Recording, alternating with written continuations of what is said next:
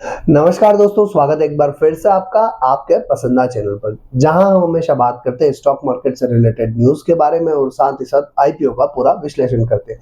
आज इसी कड़ी में हम एक और आईपीओ लेके आए हैं, जिसका नाम है न्यूक्लियस ऑफिस सॉल्यूशंस लिमिटेड। अब इस वीडियो में हम इस कंपनी की पूरी डिटेल्स जानेंगे, साथ ही साथ जानेंगे कि आईपीओ डिटेल्स क्या है, फिर जानेंगे इस कंपनी के फाइनेंशियल्स के बारे में, इस कंपनी के वैल्यूएशन समझेंगे और फिर समझेंगे कि इस कंपनी का वैल्यूएशन इसके जो कॉम्पिटिटर है उनके सामने सस्ती है या महंगी है। फिर जानेंगे कि क्या इस आईपीओ की कोई ग्रे मार्केट में प्रीमियम है और अंत में जानेंगे कि इस आईपीओ में हमें पैसा लगाना है या नहीं लगाना।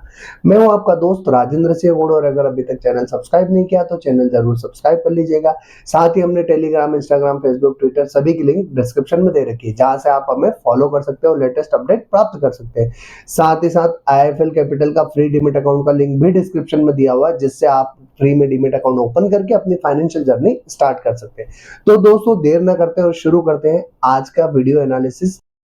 आज हम बात करेंगे न्यूक्लियस ऑफिस सॉल्यूशंस लिमिटेड की। 2019 में एस्टेब्लिश हुई कंपनी, जो कि दिल्ली एनसीआर के साथ साथ गुड़गांव और नोएडा में भी इसकी काफी अच्छी प्रेजेंस है। ये कंपनी जो है आपको कोवर्किंग स्पेस के साथ साथ मैनेज्ड ऑफिस स्पेस प्रोवाइड करने का काम करती है। अगर दोस्तों आप या तो कोई आपका स्टार्टअप है या फिर आप एसएमई है, लार्ज इंटरप्राइजेस या फिर फ्रीलांसर है और आप अपने ऑफिस सेटअप के लिए या फिर अभी आप लो मेंटेनेंस में या अपना ऑफिस ना लेते हुए कोई कोवर्किंग स्पेस देख रहे हैं, तो ये आपके लिए जो है डेडिकेटेड डेस्क, साथ ही साथ private cabin, meeting rooms, startup zone और वर्चुअल ऑफिस जैसे सारे सॉल्यूशंस प्रोवाइड करने का काम करती है। कंपनी मुख्य रूप से 50 से लेके 500 सीटिंग तक के जो है बड़े बड़े एंटरप्राइजेस के लिए फुली सर्विस वर्क स्पेस उपलब्ध कराने का काम करती है, जिससे आपके जो बिजनेस है उसको फ्लेक्सिबिलिटी के साथ साथ हेजल फ्री वर्किंग एनवायरनमेंट देने का काम करती है। अगर करंट बिजनेस ऑपरेशंस की बात की जाए तो 31 दिसंबर 2024 तक कंपनी की 7 फ्लेक्सिबल वर्किंग स्पेस और 4 मैनेज्ड ऑफिस थे, जिनमें 2796 सीट उपलब्ध है। अगर इनका ऑक्यूपेंसी परसेंटेज की बात करें हम, तो 88% से ज्यादा की इनकी ऑक्यूपेंसी रहती है, जो ये दर्शाता है कि ये अपनी फील्ड में एक ट्रस्टेबल ब्रांड बनता जा रहा है और इसकी डिमांड काफी अच्छी है। इसके अलावा कंपनी के पास 30 एम्प्लॉयज की टीम है, जो ये सारी चीजें अलग अलग डिपार्टमेंट के थ्रू मैनेज करने का काम करती है। अब अगर हम कंपनी की स्ट्रेंथ की बात करें तो इफिशिएंट मैनेजमेंट और हाई क्वालिटी सर्विसेज के लिए कंपनी ज्यादा प्रमोट की जाती है, क्योंकि कंपनी का मैनेजमेंट जो है वो कोवर्किंग और ऑफिस स्पेस मैनेजमेंट में शानदार रिकॉर्ड रखता है। वहीं अगर कस्टमाइज वर्क स्पेस और फ्लेक्सिबल मेंबरशिप के लिए भी कंपनी जानी आती है। कंपनियों और प्रोफेशनल्स को ये कंपनी अपनी जरूरत के हिसाब से जो स्पेस है वो कस्टमाइज करके और प्लान्स को कस्टमाइज करके प्रोवाइड करने का काम करती है। साथ ही साथ hybrid model for diverse demand की अगर हम बात करें तो ट्रेडिशनल और मॉडर्न ऑफिस सॉल्यूशन का मेल मिक्सचर करके कंपनी अलग अलग आपकी डिमांड के अकॉर्डिंग आपको सर्विसेज प्रोवाइड करती है।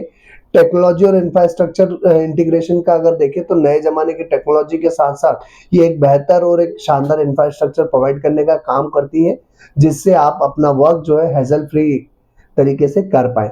वहीं एक्सपीरियंस प्रमोटर और स्ट्रॉन्ग मैनेजमेंट टीम है इसकी, जो इसके प्रमोटर्स है वो काफी ज्यादा एक्सपीरियंस है और जो इसकी टीम है वो एक स्ट्रॉन्ग टीम है, जिसकी वजह से ये अपनी जो कमिटेड सर्विसेज है वो अच्छी तरीके से डिलीवर करने में कामयाब होते हैं।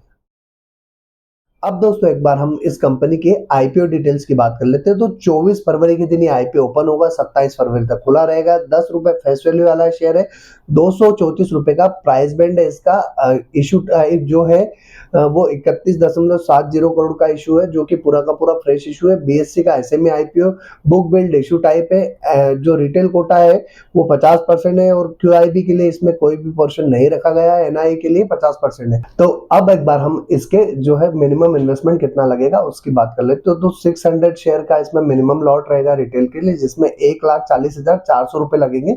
वहीं अगर रिटेल के लिए मैक्सिमम देखें तो भी 1,40,400 रुपए का ही होगा और स्मॉल एचएनआई के लिए मिनिमम इन्वेस्टमेंट 2 लॉट का होगा, 1200 शेयर के लिए 2,80,800 रुपए के लिए। अब दोस्तों हम एक बार इस कंपनी के फाइनेंशियल समझ लेते हैं कि फाइनेंशियली कंपनी कैसे है। वैसे भी अगर हम किसी कंपनी को एनालाइज करना है तो सबसे आसान और सबसे अच्छा तरीका है कि उसके फाइनेंशियल और उसकी वैल्यूएशंस देख ली जाए। अगर इसके फाइनेंशियल्स हम देखें तो इन्होंने 2022 मार्च से लेके तो दिसंबर 2024 तक के अपने फाइनेंशियल शो किए हैं। तो 3.27 करोड़ का जो है इनका असेट्स मार्च 22 का है, मार्च 23 में 7.36 हो गया, मार्च 24 में 19.36 हो गया, और अगर दिसंबर 24 तक देखें तो 29.37 हो गया। मतलब अगर असेट्स की बात की जाए तो एक अच्छी खासी ग्रोथ देखने को मिल रही है। वहीं अगर रेवेन्यू की बात की जाए तो 3.42 करोड़ की रेवेन्यू मार्च 22 की, 10.9 करोड़ की मार्च 23 की, 17.16 करोड़ की मार्च 24 की, और 21.36 करोड़ की जो है इनकी दिसंबर 2024 तक की रेवेन्यू है। तो रेवेन्यू में भी एक कॉन्स्टेंटली और एक अच्छी ग्रोथ देखने को मिल रही है। अब एक बार जरा हम इनका प्रॉफिट आफ्टर टैक्स देखें तो 0.11 जो है इनका प्रॉफिट मार्च 22 का है, 0.67 करोड़ का मतलब 67 लाख का जो प्रॉफिट है मार्च 23 का है, मार्च 24 का अगर देखें तो 1.2 करोड़ का, और 1.51 करोड़ का इस फाइनेंशियल ईयर के 3 क्वार्टर का प्रॉफिट ऑलरेडी कंपनी कर चुकी है। नेटवर्थ की बात की जाए तो 0.33 करोड़ की 33 लाख की नेटवर्थ 22 की है, 1 करोड़ की 23 की है, और 24 मार्च तक की 4.2 करोड़ की, और 8.71 करोड़ की दिसंबर 2024 तक की। वही रिजर्व और सरप्लस की बात की जाए तो 17 लाख के जो रिजर्व है इनके पास मार्च 22 में थे, 84 लाख के मार्च 23 में, मार्च 24 में 1.68 करोड़ के और 6.03 करोड़ के जो है वो दिसंबर 2024 तक का इनके रिजर्व और सरप्लस है। वहीं अगर बोरोइंग की बात की जाए तो मार्च 22 में कोई बोरोइंग नहीं थी, मार्च 23 में 1.83 करोड़ हो गई, मार्च 24 में 8.22 करोड़ है, और दिसंबर 2024 तक 13.58 करोड़ है। मतलब बोरोइंग कॉन्स्टेंटली बढ़ रही है। एक्चुअल जो इनका कॉन्सेप्ट भी है वो एक ऐसा है कि इनिशियल लेवल पे इनको जो कॉस्टिंग है वो आती है इंफ्रास्ट्रक्चर डेवलप करने में, फिर इनको रेवेन्यू काफी अच्छी आती है। अब एक बार हम इस कंपनी की वैल्यूएशंस देख लेते हैं कि वैल्यूएशन वाइज कंपनी कैसे है। तो आरओई जो है 46.09% है, आरओसी 14.39% है जो कम है, डेब्ट टू इक्विटी रेशियो 1.96 का है।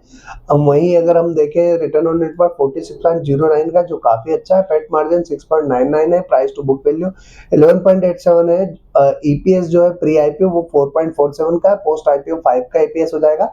पी रेशियो अगर प्री आईपीओ देखें तो 52.33 का है प्री आईपीओ, और पोस्ट आईपीओ जो है 46.82 का हो जाएगा।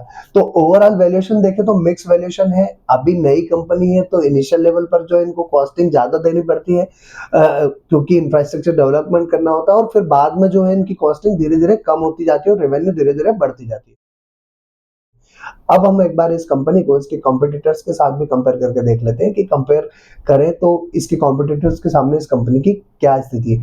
तो एमफिस स्पेस सॉल्यूशंस की अगर बात की जाए तो इसका ईपीएस -2.79 का है, पी रेशियो अवेलेबल नहीं है, रिटर्न ऑन नेटवर्थ 6.99% का है, एनएवी 36 की है, और इनकम की बात करें तो 874 करोड़ के आसपास की इनकी इनकम है। काउंटर स्पेस लिमिटेड की बात की जाए तो 2.15 का ईपीएस है, 44.40 का पी रेशियो है, 8.85 का रिटर्न ऑन नेटवर्थ है जो ठीक है, और एनएवी की बात की जाए 35.63 का है, और इनकम की बात की जाए तो 11.71 करोड़ की है।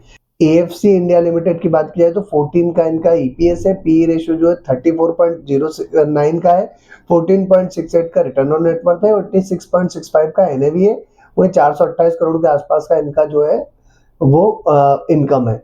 अब न्यूक्लियस ऑफिस सॉल्यूशंस की बात की जाए तो 5 का ईपीएस है, 46 का पी रेशियो जो इंडस्ट्री में सबसे ज्यादा है, 28.58 का जो 54 का जो परसेंट जो है इनका रिटर्न ऑन नेटवर्थ है जो वो भी इंडस्ट्री में सबसे अच्छा है।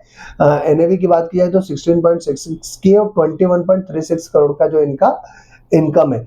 देखा जाए तो इनकम के मामले में अगर देखा जाए तो साइज के मामले में अगर देखें तो कंपनी काफी छोटी है, नई कंपनी है, बट इनका जो पी रेशियो वो महंगा है, डेब्ट भी अभी काफी है इनके ऊपर। अब एक बार हम इस कंपनी का ऑब्जेक्टिव समझ लेते हैं। तो ऑब्जेक्टिव की अगर बात की जाए तो कैपिटल एक्सपेंडिचर के लिए इनको फंड्स की रिक्वायरमेंट है, साथ ही साथ सिक्योरिटी डिपॉजिट जो है इनको नए सेंटर स्टैब्लिश करने उसके लिए भी इनको फंड्स की रिक्वायरमेंट है।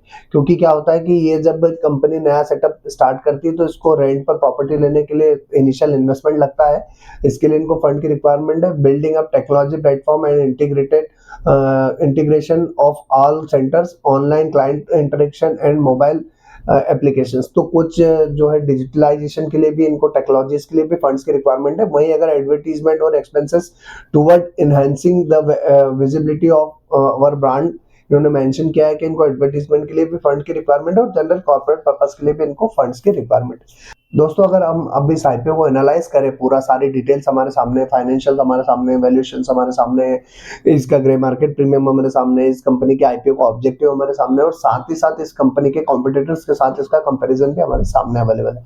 तो अब हम इस पे अगर निष्कर्ष निकालें कि इस आईपीओ में हमें पैसा लगाना चाहिए या नहीं लगाना चाहिए, उससे पहले यदि अगर अभी तक आपने हमारा चैनल सब्सक्राइब नहीं किया तो चैनल जरूर सब्सक्राइब कर लीजिएगा। साथ ही साथ टेलीग्राम, इंस्टाग्राम, फेसबुक, ट्विटर सभी का लिंक डिस्क्रिप्शन में दे रखा, जहां से आप हमें फॉलो कर सकते हो, लेटेस्ट अपडेट आपको वहां मिलते रहेंगे। और दोस्तों अगर अभी तक आपने अपने फैमिली मेंबर के डीमेट अकाउंट ओपन नहीं किए तो आईएफएल कैपिटल की फ्री डीमेट अकाउंट की लिंक भी डिस्क्रिप्शन में दे रखी है, जहां से आप अपना डीमेट अकाउंट ओपन करके अपनी फाइनेंशियल जर्नी स्टार्ट कर सकते हैं। और दोस्तों अगर मैं इस आईपीओ में निवेश की बात की जाए तो मैं अभी इस आईपीओ से दूर रहूंगा, क्योंकि अभी मुझे कोई भी आईपीओ ऐसा नहीं लग रहा है जिस आईपीओ में हमें निवेश करना चाहिए। मैंने पहले ये भी प्लान किया था कि इस आईपीओ का वीडियो नहीं बनाता हूं, बट इसलिए बनाया ताकि आपके साथ डिटेल शेयर कर सकूं। तो वो डिटेल्स मैंने आपके साथ शेयर कर दी। आप क्या करने वाले हैं कमेंट्स बॉक्स में कमेंट करके जरूर बताइएगा। फिलहाल मैं तो इसको अवॉइड कर रहा हूँ। किसी भी आईपीओ में इन्वेस्टमेंट के लिए दो चीजें इंपॉर्टेंट है, एक तो आपके फाइनेंशियल एडवाइजर के सलाह, साथ ही साथ अपनी स्टडी। और किसी भी आईपीओ में आप ग्रे मार्केट प्रीमियम देखकर निवेश ना करें। जब भी आप निवेश करें अपनी एनालिसिस के बाद ही करें। ग्रे मार्केट की प्रीमियम मार्केट के सिनेरियो और सिचुएशन के हिसाब से बदलती रहती है। तो आज के लिए इतना ही, अगले वीडियो में फिर मिलेंगे, तब तक के लिए जय सिया राम।